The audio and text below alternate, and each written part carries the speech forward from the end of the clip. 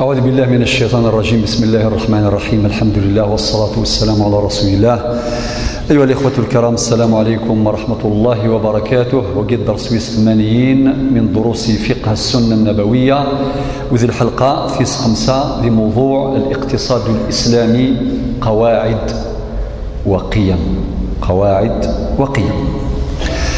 أكون سميها مثلا درسني عدان مسلايد بعض الثروات ديفكا ربي سبحانه يومذان منها نهضر في الثورة أو الثروة الزراعية والثروة النباتية، نهضر في الثروة المعدنية المعادن، نهضر في الثروة البحرية يقول لنا ندير البحور.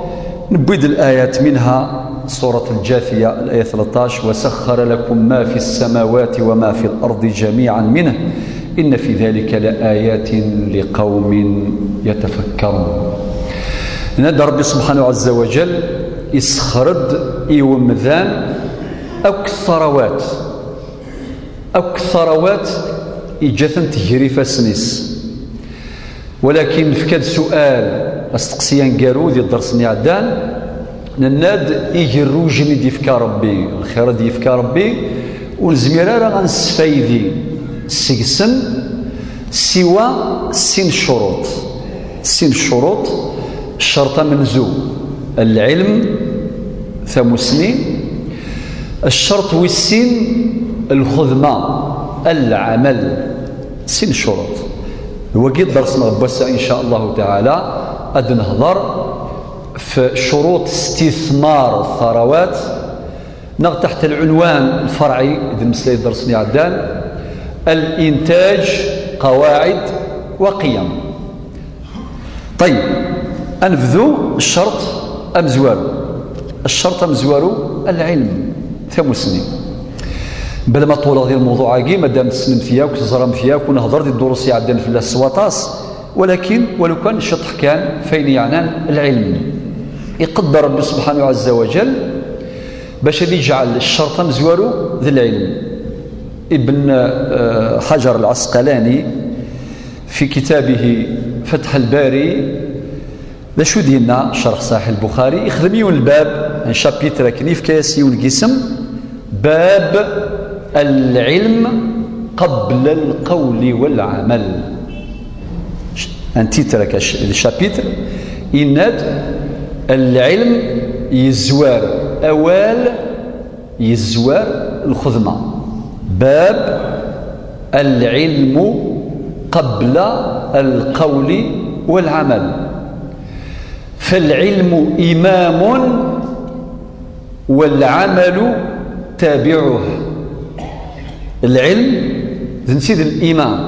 هل ترى كون زمران زدات الإمام إلى قد الإمام يزور إمام يتقدم الناس المأمومين، والمأمومون يمزون لا الفرس الذبعا.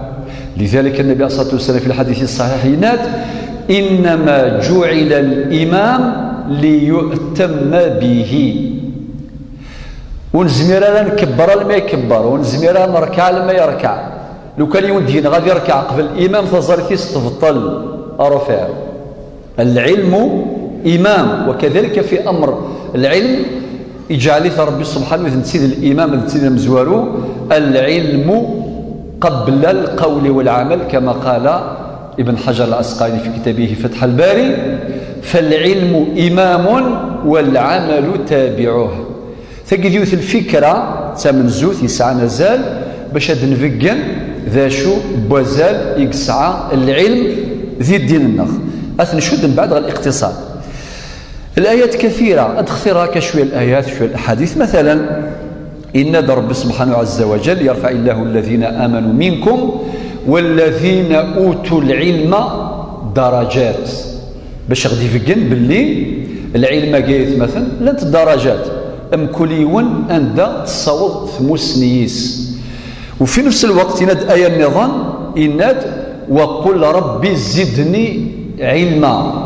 ثقي تسد في سورة طه الآية 114: يسخفض ربي سبحانه أم كان ندعو ربي سبحانه أغيرنو ذي العلم وغيرنو ذي ثمسني وقل ربي زدني علما أخطر القنيعة ذي ثمسني ذيريت القناعة في العلم مرفوضة ولا قرسي يوسنا كان شطح بركاي والحمد لله ثمسني وتشو دارغ العمر وتشو دارغ العمر يعني 6 سنين أو 7 سنين لأنه قاعد يبدا القراية في 30 سنة في 20 سنة في 40 سنة وتسعر الحدود ذا ولا قالت نشود غير الكواغض أنشود ثمسني غير الدبلوم سي بور سا إلى الجهل وايض اسمه الجهل مركب التفضيوني بويد الدبلوم يتفضي زمسكم الزور داير لكن كسار الدبلوم ذي الكذب سورتو ذي زمان ذي نسعيشي الثورة ثلا القراية يسوحاشن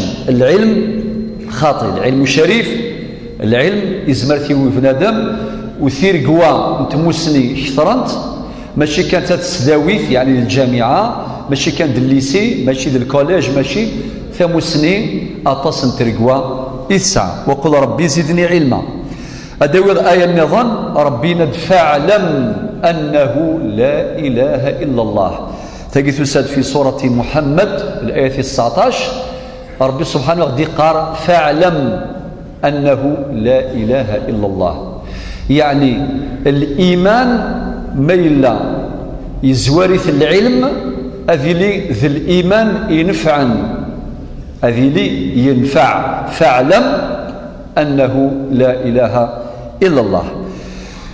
طيب الأحاديث كثيرة منها حديث النبي صلى الله عليه وسلم يدينا حديث أبي الدرداء وهو حديث صحيح رواه الإمامان أبو داود والترمذي وغيرهما أشهد النبي عليه الصلاة والسلام من سلك طريقا يبتغي في رواية يبتغي فيه علما سهل الله له به طريقا إلى الجنة يعني وين يفغان أذريذ من الجنة أذي ذبع أذريذ أنت مسني ثمسني تساوي غير الجنة المي الحديث غزي فالمدينة وإن العلماء ورثة الأنبياء يعني إمسناون ذنثني ذلي زيريتي الورثة من الأنبياء يكمل الحديث الأنبياء وتجينا راه ذريم وتجينا راه ذريم من ذهب الفطا ولكن جند العلم جند ثمسني.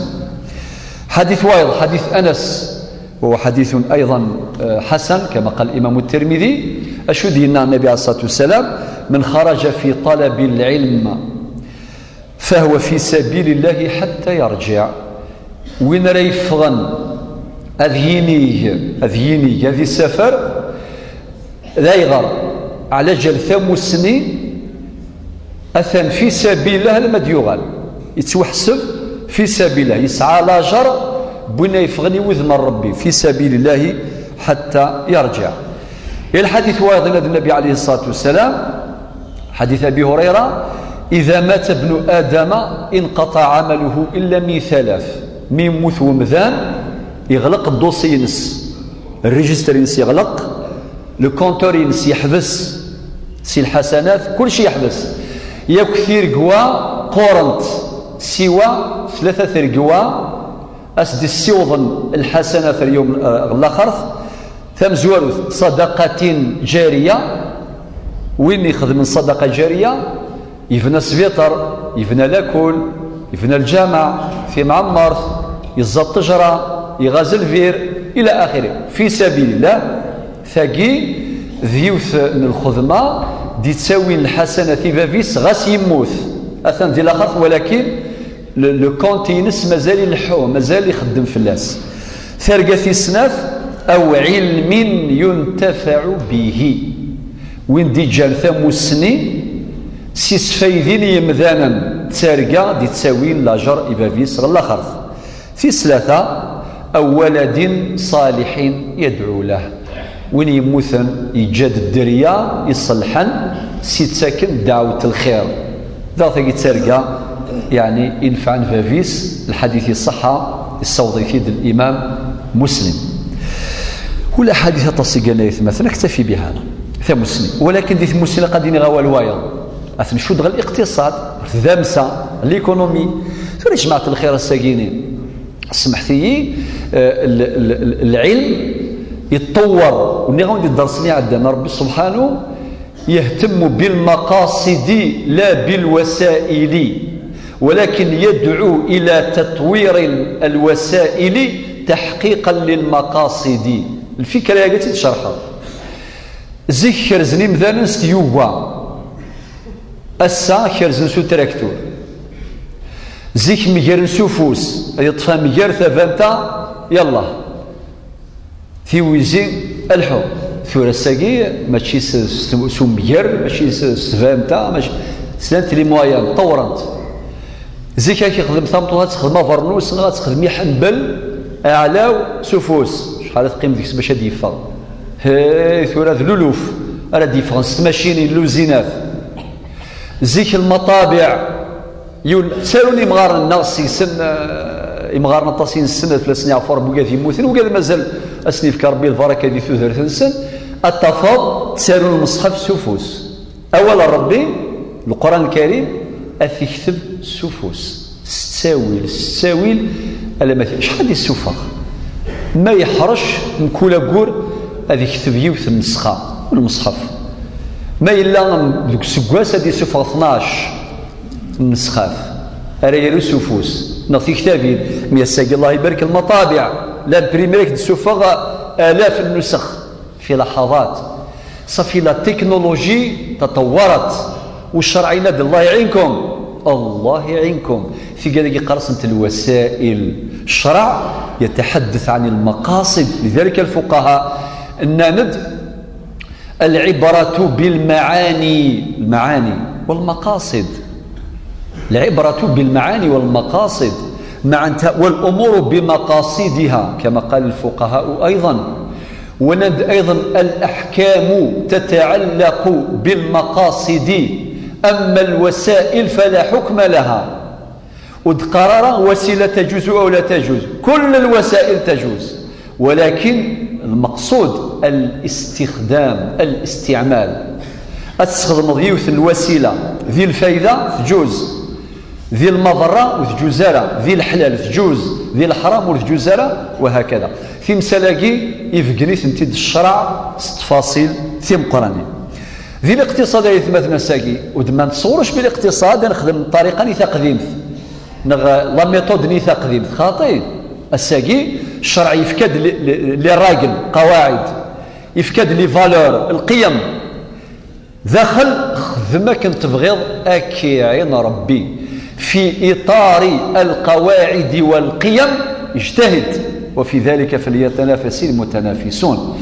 لذلك ساقي العلماء ذي الاقتصاد مسلاين فيما يسمى بعلم الإحصاء العلم قيل الإحصاء الاستاتيستيك علم الإحصاءات يسعى العلاقة ثم قران تغل الاقتصاد ونزميرا رانا نطور الاقتصاد النار ميلا علم الإحصاء ضعيف ونسعى الجذور ذي السنة النبي صلى الله عليه وسلم حتى في القرآن الكريم يغدي تنبيها إلى ضرورة إتقان علم الإحصاء ذيون العلم يسعى العلاقة ثم قرآن ثالث ذمسة نغ الاقتصاد علم التخطيط بلانيفيكاسيون لذلك قام ندير مثل إنك إذا لم تخطط للنجاح فقد خططت للفشل يعني ولو بلانيفيرا باش هذا ينجح هذا يربح الثاني بلانيفي باش هذا يخسر يعني بلانيفي كان باش تربح مولاش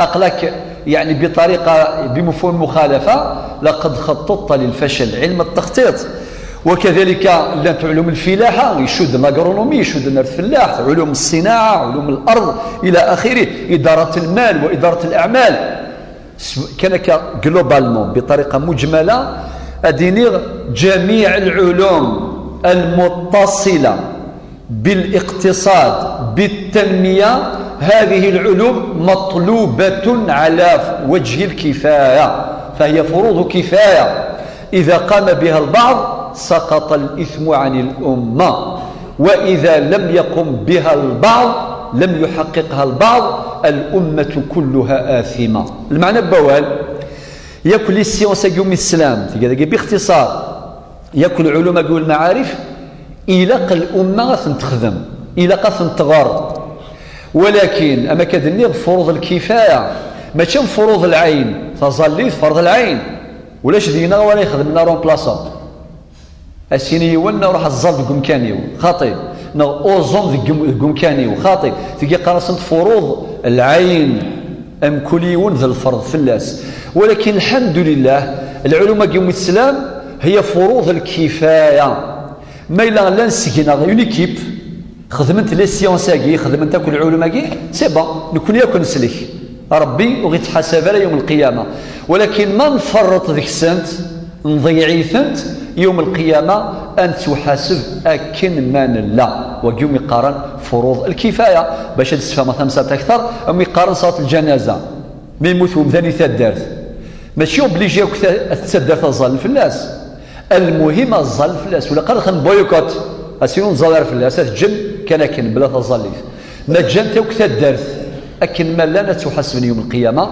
خاطر يغير ضيعا فرض من فروض الكفاية نقيمة كيكش مديونة السلام عليكم ماشي اوبليجي دينك وعليكم السلام ورحمة الله وبركاته يون السجن غما الرئيس الحمد لله يعني ذمتنا بريئة المهم باش تفقنا فقط الفقه الإسلامي يفصل في مسألة مليح طيب ثورا نروح على الشرط والسين شرط استثمار الموارد والثروات المشار إليها في مقدمة الحديث الشرط والسين العمل نفقند باللي العلم إمام والعمل تابعه نفقند في مسألة ثورا الخدمة إما ليون يغرى القراية لا الباجاج يشور المخيس ولكن ذا فنيان ما يخدم ما يردم خطي إلاق الخدمة إلاق العمل والآيات كثيرة جدا لا نحصيها كثيرة جدا في موضوع العمل ألف باش نفقن أول شو معنى العمل العمل هو الجهد المبذول من قبل الإنسان سواء كان الجهد ذهنيا عقليا أو كان الجهد بدنيا عضليا ماديا الخدمة إما وانا غادي يخدم سوال لاغيس ولا غادي يخدم سوفوسيس هذا وقي الخدمة ألف فضل العلم والدعوة إليه أتصل الآيات والأحاديث أذكر على سبيل المثال ربنا ذي القرآن الكريم هو الذي جعل لكم الأرض ذلولا فامشوا في مناكبها وكلوا من رزقه سورة الملك الآية 15 ربي سبحانه ذلل لنا الأرض يجعل ذليلة مسخرة لنا مذللة الحو أتسنقى يريفسني ياخذ مكان ربي اشرز زرع افنو الله يعينك وفي الأرض آيات للموقنين سورة الذاريات ينادى ربي ذا في سورة الجمعة الآية 19 فإذا قضيت الصلاة فانتشروا في الأرض وابتغوا من فضل الله الآيات كثيرة سورة العمران آية 136 ربي ناد ونعم أجر العاملين يفكاس ربي لاجر ذا القرآن إيوي قاذي خدما ونعم أجر العاملين أما ذو الخدمة يجين دونيث أما ذو الخدمة الآخر طبعا أكيد تساد السورة الآية تساد المدينة ربي سبحانه وسيق الذين اتقوا ربهم إلى الجنة زمرا حتى إذا جاءوها وفتحت أبوابها وقال لهم خزنتها سلام عليكم طبتم فادخلوها خالدين وقالوا الحمد لله الذي صدقنا وعده وأورثنا الأرض نتبوأ من الجنة حيث نشاء وبعدين ونعم أجر العاملين نعم أجر العاملين مثلا وثقي هذا تفضل من الله أن العامل في الدنيا يخدم في الدنيا وربي يعطي له الأجر وإن شاء الله يحظى بالحسنات يوم القيامة أخطر الحقيقة الناس يدخلون الجنة بفضل الله لا بأعمالهم الفضل نسيد يا ربي ما تشيس الخدمة نسن ولكن ربي تفضل العباد يمسنا فنعم أجر العاملين ذي السنة تصل الأحاديث قلال أذكر على سبيل المثال حديث الإمام الترمذي مدينة إن الله يحب العبد المحترف ربي يحمل العبد يسعى الحرفة يري فاسنيس وقارن زيكون يسعى الحرفة يري فاسنيس وليس الله زارا يسعى الحرفة يري فاسنيس حديث أبي هريرة حديث وايض إن النبي عليه الصلاة والسلام لا أن يغدو أحدكم فيحتطب أذ يروح سذران يروح الغذاء أد يوي صغارا أد يزدم صغارا فعروريس فيتصدق منه أذ يصدق ويستغني به يعني يحقق الاكتفاء الذاتي، إغناء النفس، ويستغني به عن الناس خير له. خير هذه الزدم صغارا اثني الزنز وهذه صدق اخراس ولا هذه الزلافوسيس، هذه الزلافوسيس سمذانا اما غاس دفكن اما وسد تساكن المدينه. اليد العليا افضل من اليد السفلى.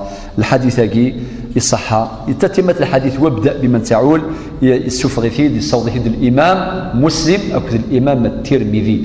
فاليد المعطيه افضل من اليد المنطيه.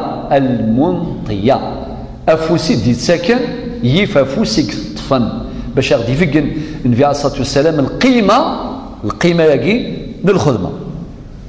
إلى الحديث وايض حديث ذا غشكيت حديث البخاري استفاد الإمام البخاري والإمام أحمد وغيرهما. إن إذا قامت الساعة، وفي رواية إن قامت الساعة وفي يد أحدكم فسيلة فإن استطاع ألا يقوم حتى يغرسها فليغرسها. سيتادير الخدمة في حد ذاته الساعة القيمة، الخدمة الساعة غزال بون أكل مثل لا ما كان من لا نخدم الدريا الدريا من الدريا سي نورمال. ثقي أمر جبلي شي حوايج تا خمس 4 sur 4 اتخدمض اف 5 اف 10 يوراويك اتزول تجور يوراويك الى اخي وراو براويك سي نورمال شي طبيعي.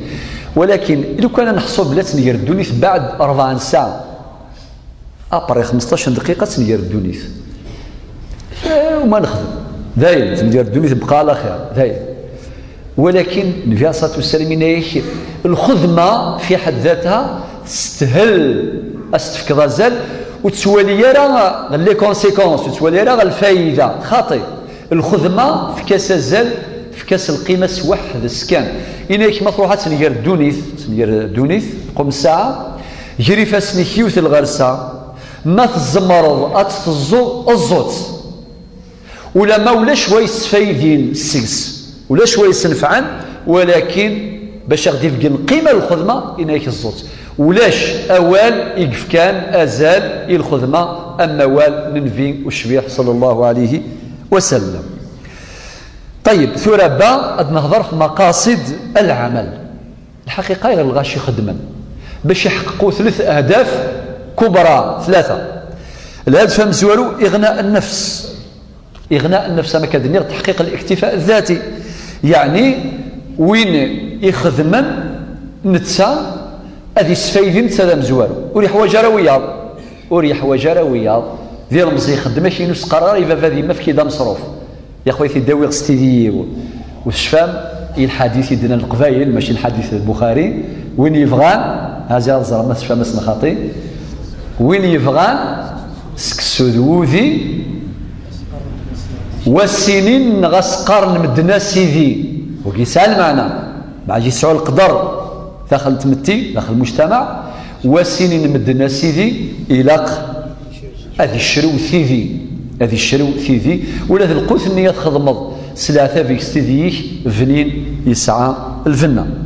وقي المقصد مزور وقي الهدف مزور. الهدف والسين أداء واجب النفقة كلها واجب النفقة سيتادير أرجاز هذه نفقة ثمطوثيس فراويس وعلى المولود له رزقهن وكسوتهن بالمعروف إلى آخره. بابا سيدي نفق فراويس وهكذا هذه نفق في مغارن جدس جيداس سي قران كي لا بيوت تكافيه راه كيوا سخان دي مغارن كيوا ريم بخمس سمانس دار الرحمه هذه الرحمه ما شاء الله إخا من الرحمه دار العجزه اللي مغارن مشيني تزهوم تقصران ما شاء الله يغال قلمون صدر هكا.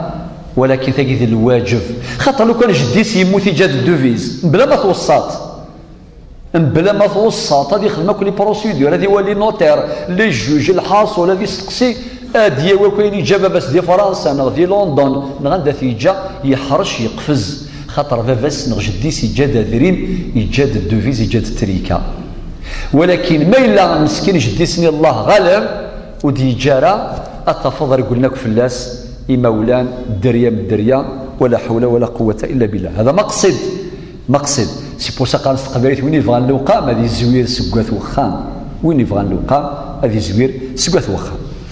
طيب لدى الأحاديث كثيرة. على سبيل المثال الحصر حديث ابن عمر رضي الله عنهما قال النبي صلى الله عليه وسلم: كلكم راع وكل راع مسؤول عن رعيته المدينة، فالرجل راع في أهل بيته وهو مسؤول عن رعيته.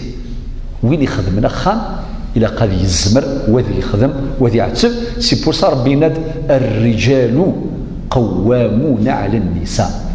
والغاش يفهم قوامون سيتادير سي قاري مدام ويد ما يموت الكواليس سيني امادام روح هذا ويل التريكه على روحك او تنسافلسي وذنكي للجاره اي ضرب بيدنا الرجال قوامون على النساء الى اخره. لا، الرجال قوامون على النساء تحمل معنى التكليف لا التشريف. حديث متفق عليه. حديث عبد الله بن عمرو بن العاص وقيد ميس عبد الله بن ميس بن عمرو بن العاص. أشو دينا عند النبي صلى الله عليه وسلم: وكفى بالمرء إثما أن يضيع من يقوت، في رواية أن يضيع من يعول.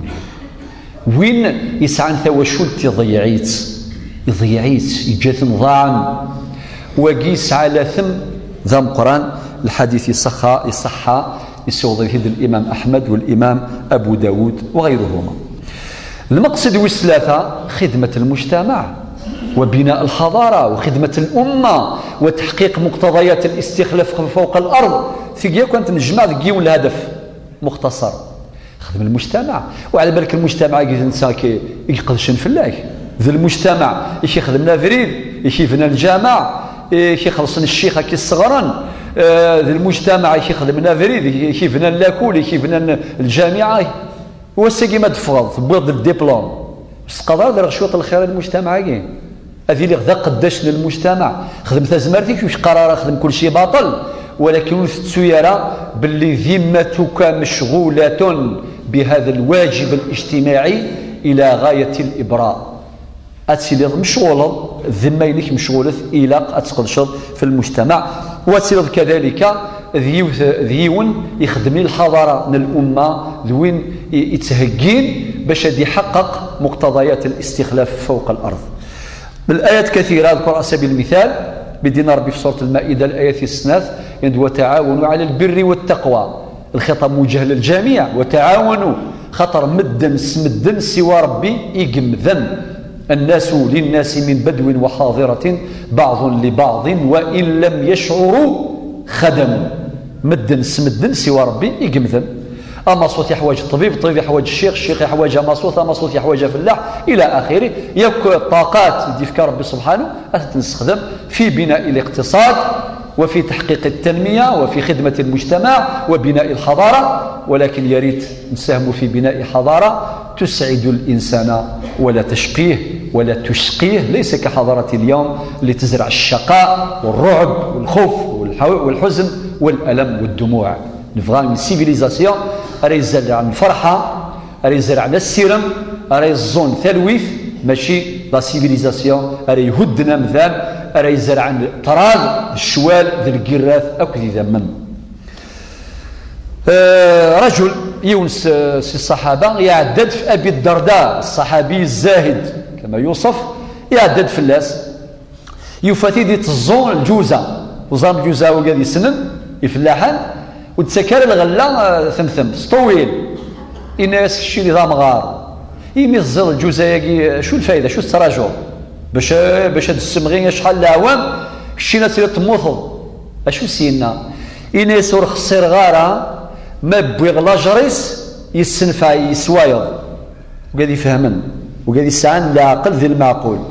الناس يكون خسير غارة ذا شو خسارة ذا شو يروحن الزيغت بويغ لاجر ولكن ويا السنفعن وكن السنفعن يقسع لاجر.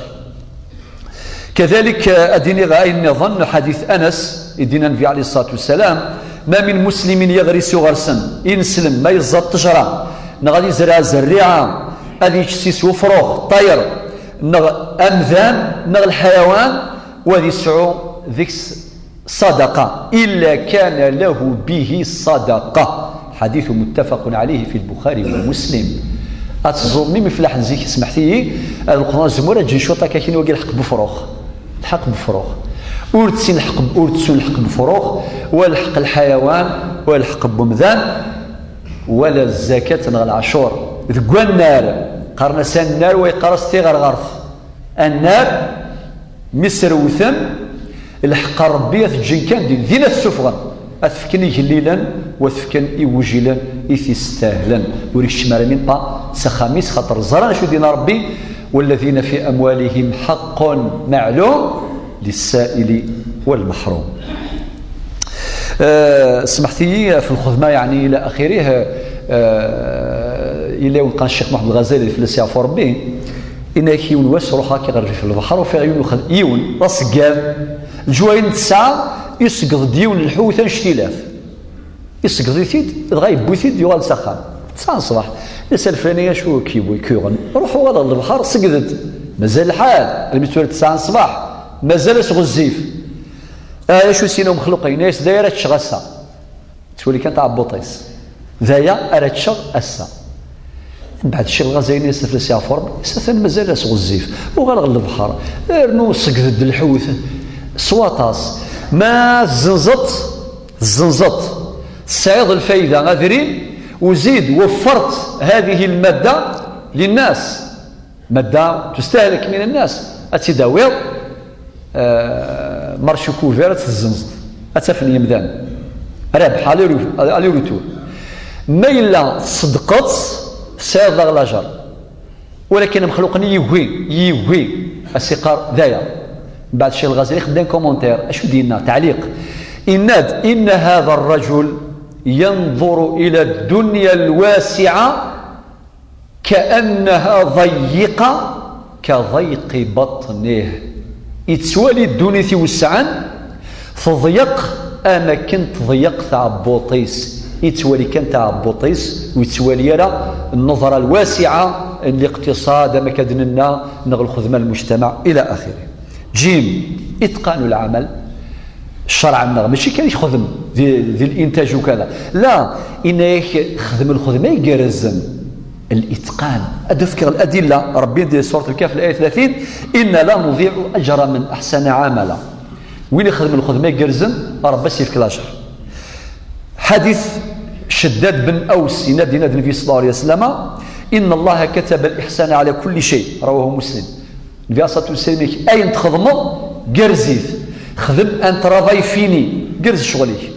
حديث عائشه هذا ربي فلاس النادي النبي صلى الله عليه وسلم إن الله يحب إذا عمل أحدكم عملا أن يتقنه رواه الإمام البيهقي. ربي يحمل وين يخدم الخدمة أتيقرز وسط قبائل تقارن يير شغل يتقالى ذي فافيس تقبائل نتاع الصح جمع عندك كل معنى الأحاديث سوف غنتي تقوال سيتادير ما تخدم الخدمة وتقرزارة تقال ذيك أكثر والله هذا يتعوض أتعوض الخدمة تعتصفض في ذي الوقت يروح إلى آخره باطل ما تخدم الخدمة أما تفلاح أما الفنية أما البطيمة أما أي حاجة تخدم ما تخدم الخدمة يجرزن والساعة والضارة أخاطر يير شغل يتقال ذي فابيس. لت بعض المفاهيم خاطئة ولكن قبل أن أشير إليها العلماء بوسا التمثيل فيما يسمى في نظام التحفيزات ما السيارة خدام سمحي السيارة خدام في غدا يخدم الخدمة يجرزن في كاس لابي لها هكا خلصيت مليح هذا يخدم مليح هكا يخدم لنا لا ماشي تستكض شويط يتستر غطاس اسقطي النبي صلى الله عليه وسلم كذا وكذا وتسود غنبينا ياك اعطوا الاجير اجره قبل ان يجف عرقه ماشي تقر كان ينفان في الله نفيد غاشي قار افكاسي وخدام خلصاس تيذي افكاسي وخدام لا ثافيس نغادري ميس نغلحقيس قبلت كوثي فيس. حديث عظيم جدا بلغ اقصى درجة التحفيز اعطوا الاجير اجره قبل ان يجف عرقه افكاس الحقيس قبلت كوثي فيس ماشي يخدم 9 شهور استخلص كان 15 يوم استقر كيلو شاي غارة كاين ضبارة قروف ثبوت دا خدام او يست تعطل شويه تظل بس السماح والسلام وما تكلفت اكثر. ينادي حديث النبي عليه الصلاه والسلام واذا كلفتموهم فاعينوهم. لو سيستم اللي قال لي بريم يهضر فلاس النبي صلى الله عليه وسلم نظام التحفيزات اش يهضر اصحاب التنميه البشريه اصحاب البرمجه العصبيه المؤتمرات الحاصل ذي العجب في الموضوع القوانين في لوا في نظام التحفيزات. هضر كذلك العلماء بوسع ما يسمى في التدريب وعلاقته بتحسين الانتاج. تدريب لا فورماسيون التدريب لي ستاج براتيك الى اخره. في مسالكياك اللي ذي الشرع ذا شو لي تكنيك بوسع جزء ذي الشرع ليسونسيال. طور الانتاج طور الاقتصاد بما تملك من هذه الانظمه المعاصره التي لها اصول في شريعه الله عز وجل. ومن ضيع الاصول حرم الوصول. قاعده ذهبيه وين يبغى هذا يوض الى قيضع الاصول يفيد المسلم. بعض الاخطاء تصحيح بعض الاخطاء والمفاهيم. إزمر كيني وناس هضر في الخدمة وكذا إلى آخره. أيضا كذا المؤمن إن كذا المؤمن ذي التاقي ما نخدم ما نردم. أيضا ذا ربي ديالنا آمن كان كيد رزقه وكد ياوي الآية ربي ناد لو أن أهل القرى آمنوا واتقوا لفتحنا عليهم بركات من السماء والأرض. رب دينا في الخدمة إن يخدم السعود كان الإيمان أو كذا التقوى أو كذا رزقه بلا شحة سجني سي القاعة. ها ثاني مشي في وهور يرنا يخدم ويقارن يشد إيماني صغر القرآن أكدي ولا يا ثيض أكيني ربي يناد ومن يتق الله يجعل له مخرجا ويرزقه من حيث لا يحتسب. أقول كان ربي أكيد يرزق ندور ثدميض مسيفو في مفاهيم خاطئة. لأن الإيمان والتقوى والاستقامة كل هذه الأمور هي في الحقيقة محفزات تدعو إلى العمل المتقن ولا تتناقض إطلاقا مع السنن ولن تجد لسنة الله تبديلا. الإيمان بالتقوى والاستقامة في قذاقين وتعطل انت السنن خاطئ خويا ما يلوث زريع دار وذكري الزارة ودمقيرة وسقراد ولا الزريعة افغد كان كشم ذي القاعة ثم غيضت مداوتك مدافع ذي جامي صافي ما في خاطر يجني وتسريح لنا راه يدهب الفطان يجني يتاكد له هذايا فقط. وفي السماء رزقكم وما توعدون ولكن العمل سيبوس ربي وقل اعملوا فسيرى الله عملكم ورسوله والمؤمنون وستردون إلى عالم الغيب والشهادة فينبئكم بما كنتم تعملون. طيب سيدي نكتفي بهذا.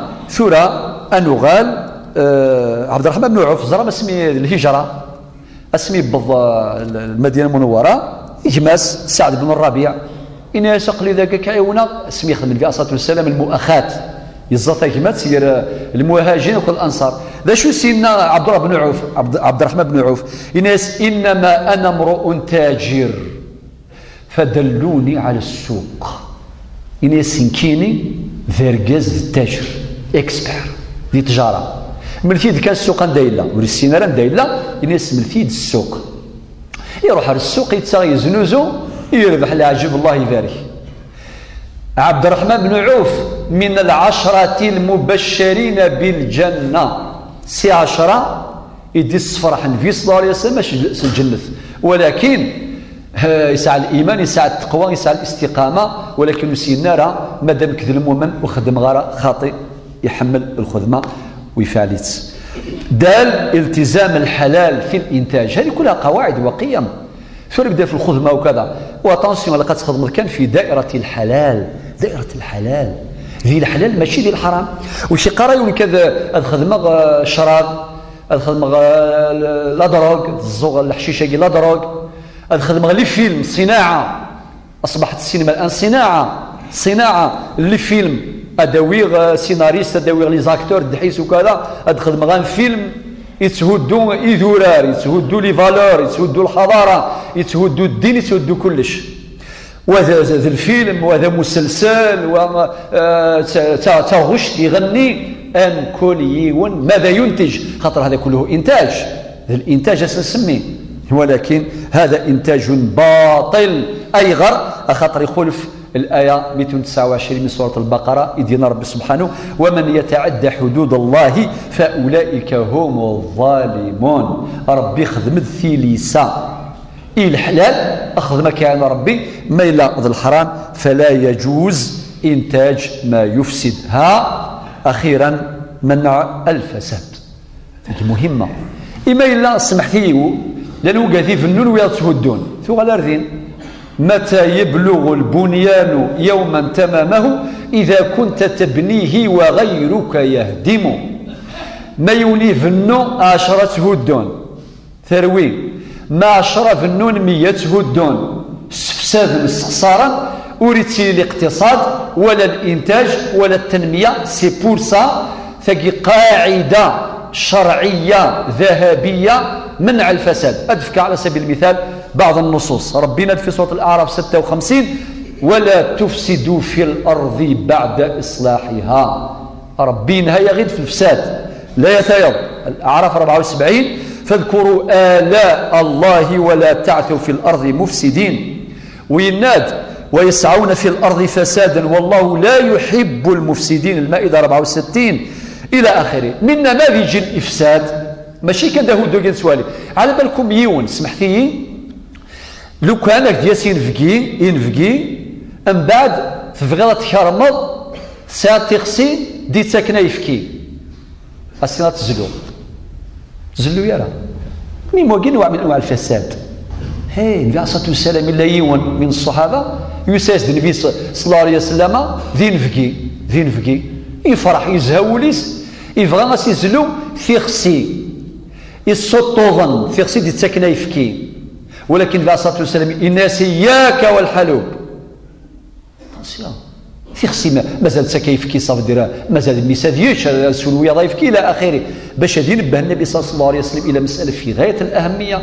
أفرخ ما ينغثو مثلا لا يجوز أفرخ لكن إذا أفرخ ما عنده حتى قيمة لا. ينادي النبي صلى الله عليه وسلم في الحديث الصحيح من قتل عصفورا عبثا عج إلى الله يوم القيامة يقول يا رب إن فلانا قتلني عبثا ولم يقتلني منفعة. الحديث الصحيح رواه الإمامان النسائي وأحمد وغيرهما. وين رينغن أفرخا بلا السبة ينغث عبثا كانك ماشي باش هذه السنفع يوم القيامة هذه الشتي يا ربي سبحانه استغري يعني الصوت علي أسين يا ربي إن فلانا سيسميس الفلاني سيسميس ينغي عبثا بلا السبة ولم يقتلني منفعة. لذلك يثمثا هذا نفهم ثقي قاعدة ذهبية باش نبروتيجي ليكونومي نبروتيجي نحامي الإنتاج والاقتصاد إلى نمنع الفساد. والله لا يحب المفسدين. جرى الثلويث أرث من الليث. والسلام عليكم ورحمة الله.